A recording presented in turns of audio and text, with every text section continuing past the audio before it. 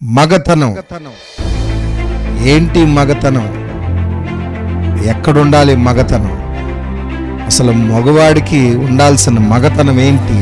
ఒక భక్తుడి జీవితాన్ని మీకు చూపించడానికి ప్రయత్నిస్తాను.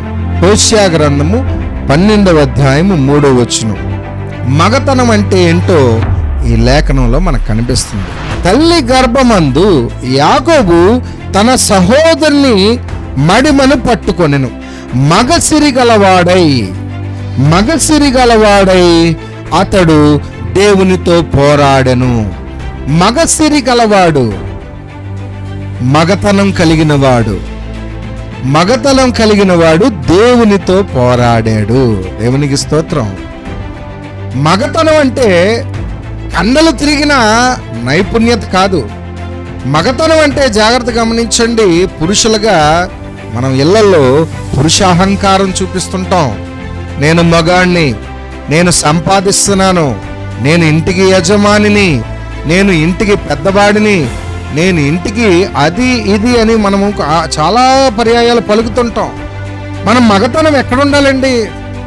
ఇంటిలో దర్పం చూపించడానిక, భార్యల మీద జులుం చేయటానిక, పిల్లల మీద దౌర్జన్యం చేయటానిక, మరి బయట రోడ్డు మీద గొడవలాడే మగతనం, మీసం మెలేసే మగతనం, కులం పేరు చెప్పుకొని, కుటుంబ పేరు, వంశం పేరు చెప్పుకొని ఈ మగతనాలు ఉన్నాయి. ఇంకా నేను డబ్బు సంపాదిస్తున్నాననే గర్వంతో కూడిన మగతనం ఉంది.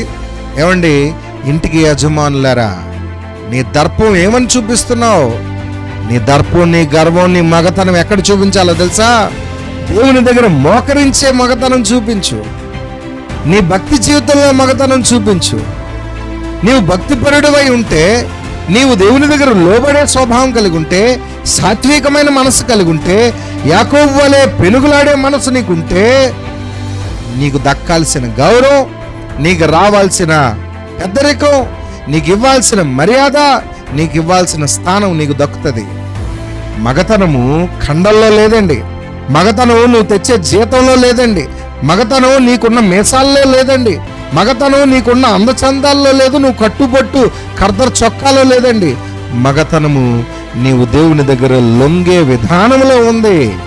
రే సహోదరుడా, నేను ఒకటే చెప్తాను, భర్తలారా, ఇంటి యజమానులారా, మీ స్థానం మీరు కాపాడుకోవాలంటే మీరు భార్యల్ని డబ్బిచ్చి సంతోష పెట్టేద్దాం, చీరలు కొని సంతోష పెట్టేద్దాం, లేకపోతే ఇంటికి కావాల్సినవన్నీ తెచ్చిపెట్టే సంతోష పెట్టేద్దాం అని అనుకోవద్దు.